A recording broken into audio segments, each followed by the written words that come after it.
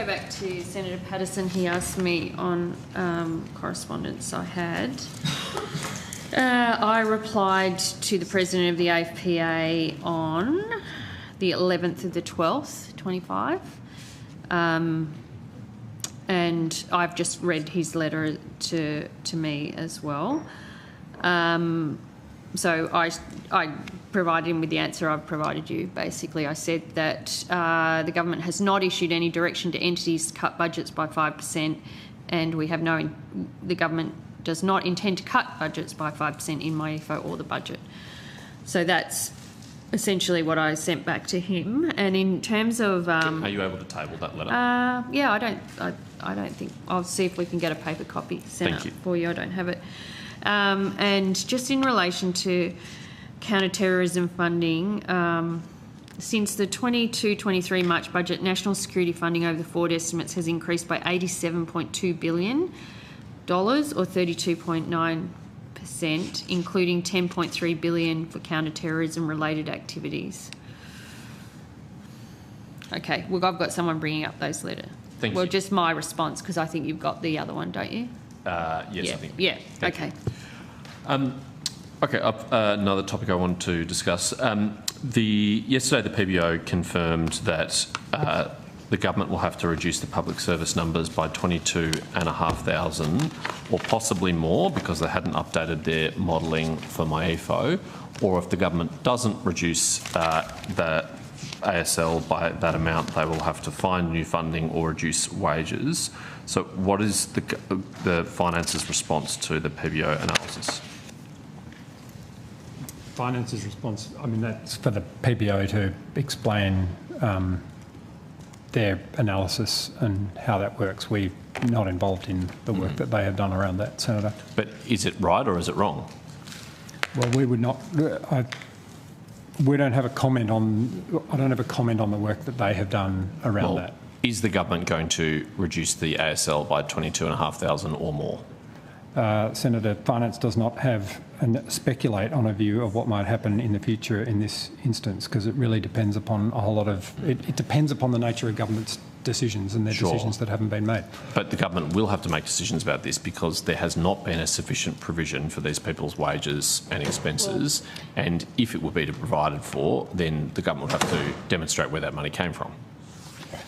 Well, we report in exactly the same way as you reported. There has been no change in the way that we report, entitlements and provisions for wages. I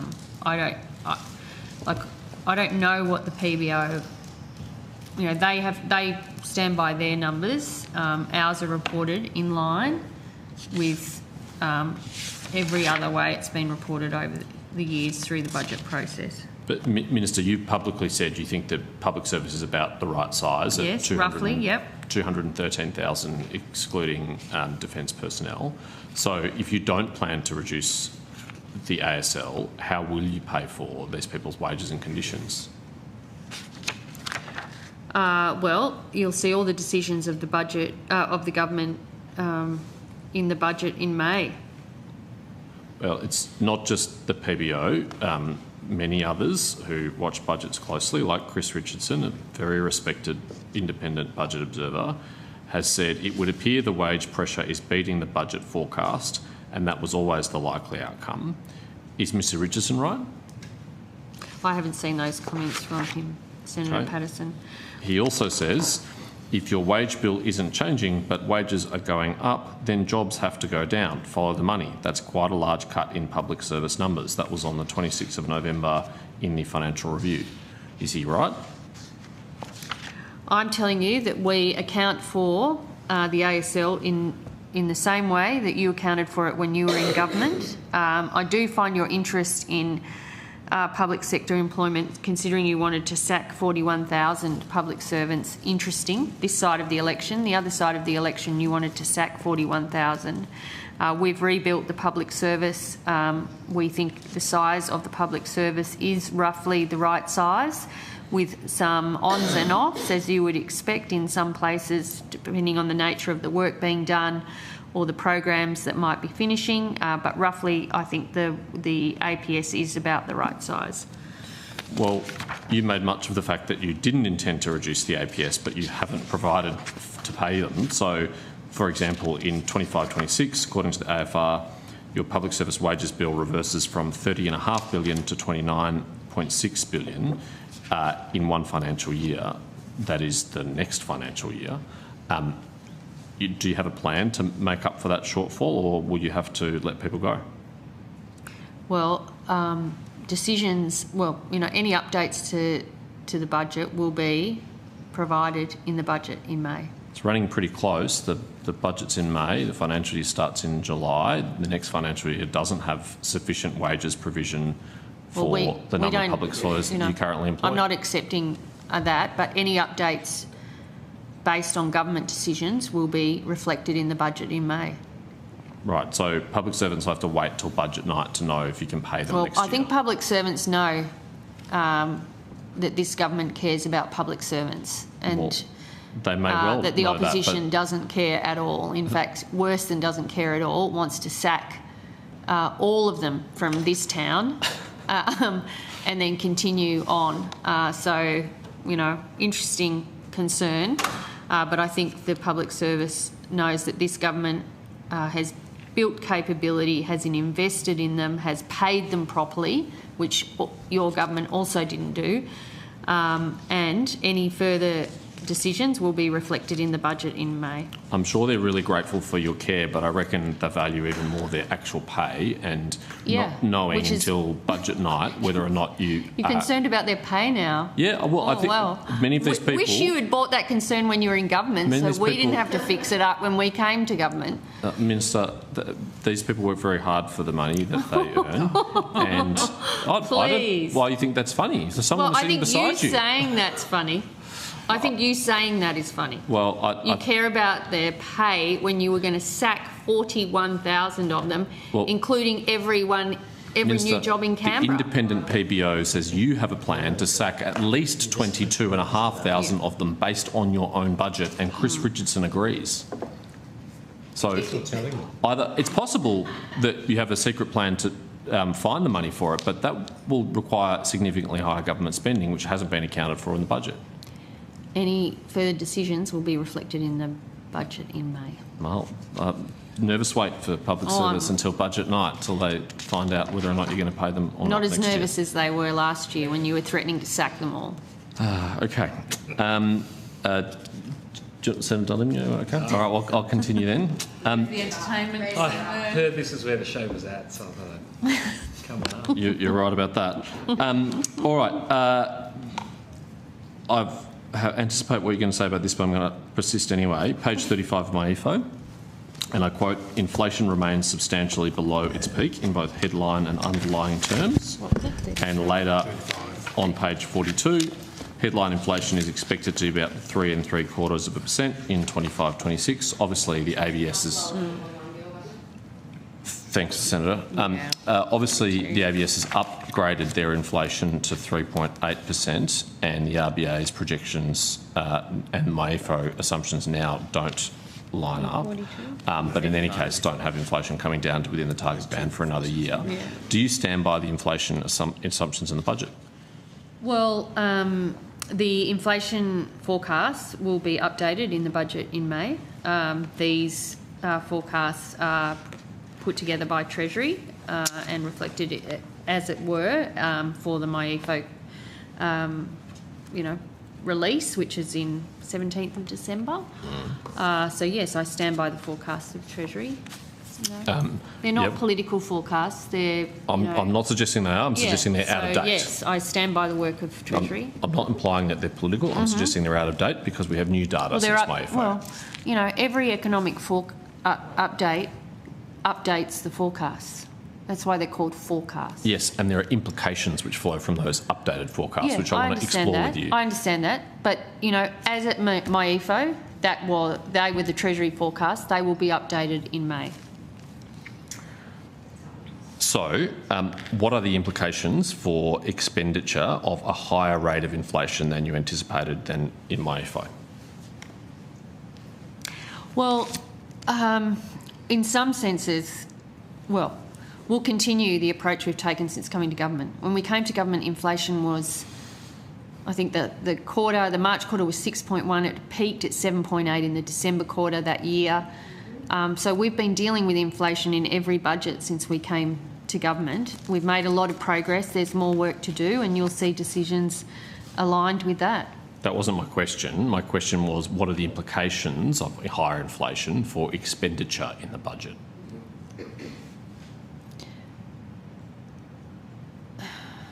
In terms of this budget or the decisions we take?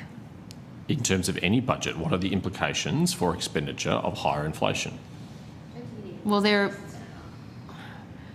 it's one of the considerations we take into account when considering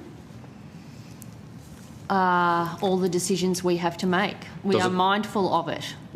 It is a priority. I think the Treasurer has said that. Yep, that's not the question. Does it have implications for payments? Yes. Yep, and what are the implications for payments Well, it of feeds higher in through inflations? higher inflation will feed into the indexation arrangements on the payment side of the budget. Yes. Thank you. So expenditure will be higher than you anticipated in MyEFO because inflation is higher than you anticipated in MyEFO. Yeah, that's right. There are a range of impacts. They will be reflected in the budget. There are. Well, I'm asking you to take me through them, what the impacts are as the Minister for Finance. Well,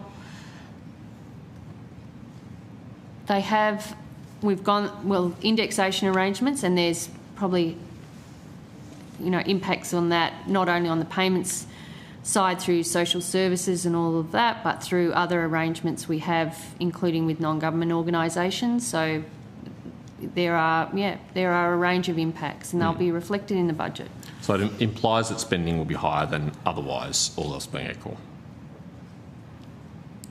Well,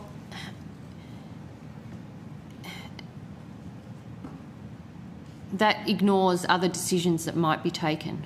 That's why I said all else being equal? In a sense, it's almost impossible to answer because it's interrelated decisions and a whole range of them, if not thousands of them, that make up the budget in May. So the government will take decisions to cut spending in order to offset the inflation? Well, we've already said we'll have a savings package in the budget. Yeah, well, thank you. So it'll be necessary for the government to make savings in order to offset the increase in expenditure due to higher rates of inflation. Well, we have found savings in every budget. We will continue to look for savings in this budget. Has the department done work to find options to restrain spending given the rise in inflation? Well, you would expect the Minister for Finance, heading into a budget process, would be working with her department on the expenditure side of the budget. I don't know. I know it didn't happen under your government. I don't think it had an approach like this, but we have it as a standard part of our budget process, is that I'm responsible and lead the work on looking for savings across government. I don't think you're the first government that has a savings process. Well, we didn't see much evidence of it in the last few budgets. That's all I'm saying. We've made it during the global pandemic. We've made it a feature of our budgets. Every single one of them, we've found savings, and that continues. I remember you arguing on this side of the table for higher spending during the pandemic, for more payments to people, to more bailouts for companies. So it's a newfound concern. That doesn't mean you shouldn't have been looking for savings in other parts. I think they were. On those savings, on RN last week, you said there's been $114 billion of savings across your budgets. Mm-hmm. Is that net savings or gross savings? Well, it's savings and reprioritising. So we're saving and then essentially to offset new priorities. So you're saying that's net of spending decisions? You reduced expenditure by $114 billion? It's a gross figure. So it's gross, right. What is the net figure? I don't have that available. Is it positive or negative? Well, I just don't have that figure in front of me. Right. So if you saved $114 billion and you tout that as an achievement, obviously you should know whether it has had a net positive contribution to the budget or not. Has the savings you've made been greater than or less than the new spending that you've initiated?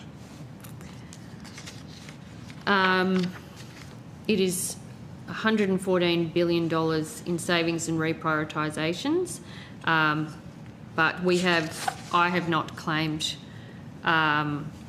or overclaimed that achievement. That has been basically to support offsetting new spending and also those demand-driven programs, which are not decisions of government, but which have had a very significant impact on expenditure, on the expenditure side of the budget since we came to government. But if you spend every dollar that you saved, it's not a save, is it?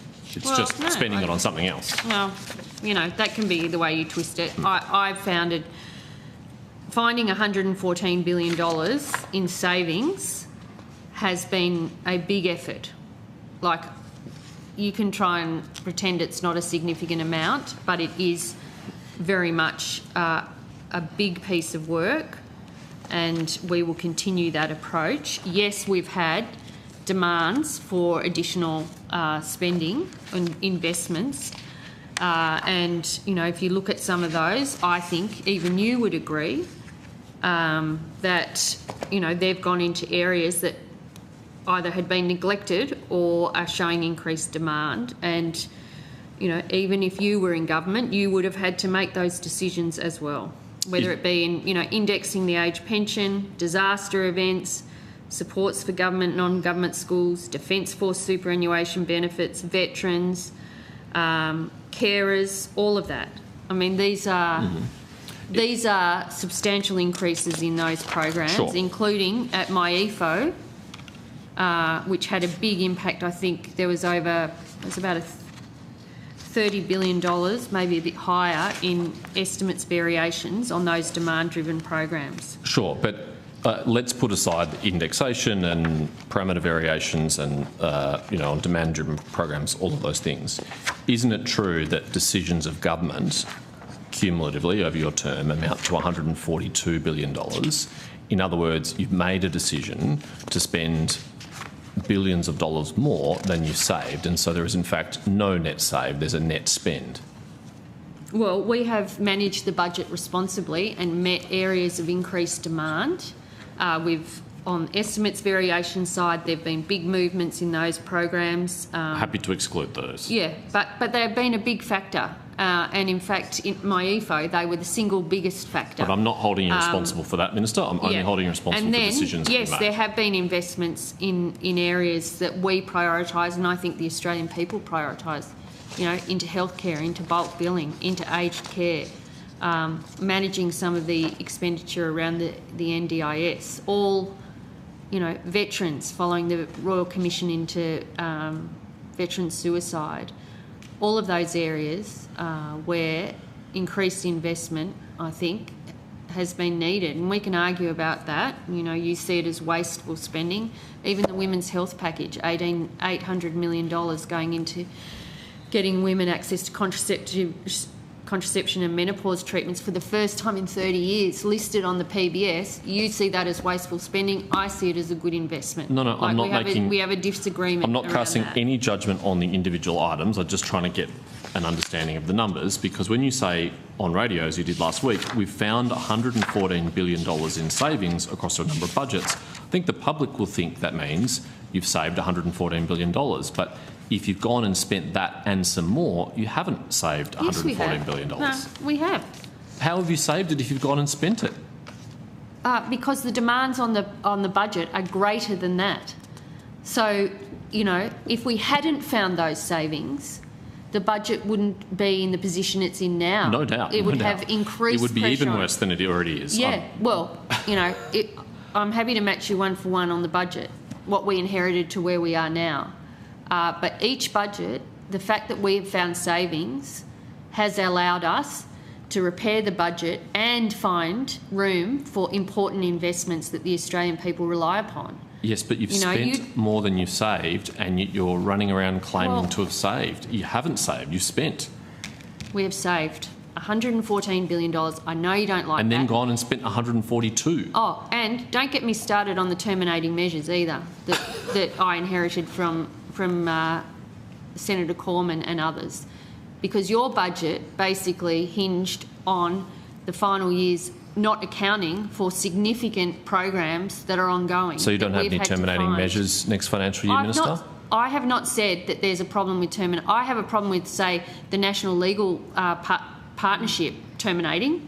All the community legal services across Australia just losing their funding overnight. I have a problem with that terminating. I don't think it should be a terminating measure. $4 billion to fund that. So, Minister, $4 billion. Well, one of the reasons why you're going to have to find billions of dollars in this budget to pay public servants is because you have so many terminating measures. No. And on the terminating measure front, and so if we take Services Australia, for example, so we funded extra staff into Services Australia, a big investment in staff to clear the backlog and some of the poor times that were being performed there. So the reason behind the terminating measure was because we wanted assurance from Services Australia.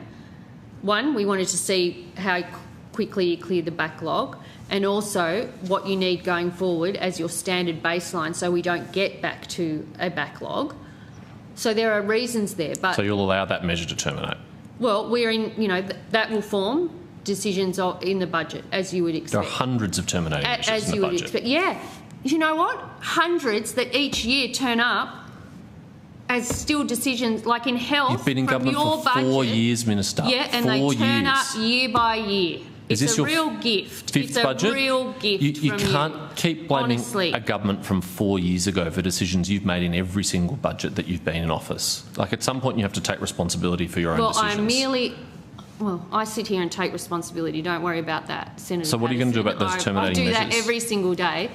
But I'm merely pointing out, as you criticise our spending, that significant chunks of the additional investments have had to be made because your government didn't account for them. As your government is not either over the forward estimates. No, that's not correct. As you just said before, exactly the same as Matthias Cormann. No. You're doing the same. You just pretended that the community, in that instance, the example I gave, that the Community Legal Centre works on the 30th of June and then doesn't work on the 1st of July. Yeah, and you're pretending you're going to let 22,500 public servants go. How ridiculous is that? That you can't. That is the whole crux of your problem with public service numbers, is that there are terminating measures that you haven't provided ongoing funding for. Well, where we haven't provided ongoing funding, it's either the program finishes or there is another piece of work underway to assure the government about the decisions we make going forward. So says every government ever. That's not new either. Well, that is very different to not funding the community legal sector. Well, I bet you I could give you half a dozen examples of serious things that you could not possibly allow to elapse. It was very common in the Home Affairs portfolio when I had that portfolio for cybersecurity funding to drop, for border protection funding to drop. No, in your budgets. In your budgets. Don't get me started on the budget problems with Home Affairs that we inherited. So, Minister, are you absolutely massive? Are you saying, Minister, that you would allow those to terminate? That whole department required a lot of work to get into shape. And still there are terminating measures. We are going to take a break here because this kind of round in circles scenario, I'm not sure anyone's really getting anywhere. And we will return at 4:15.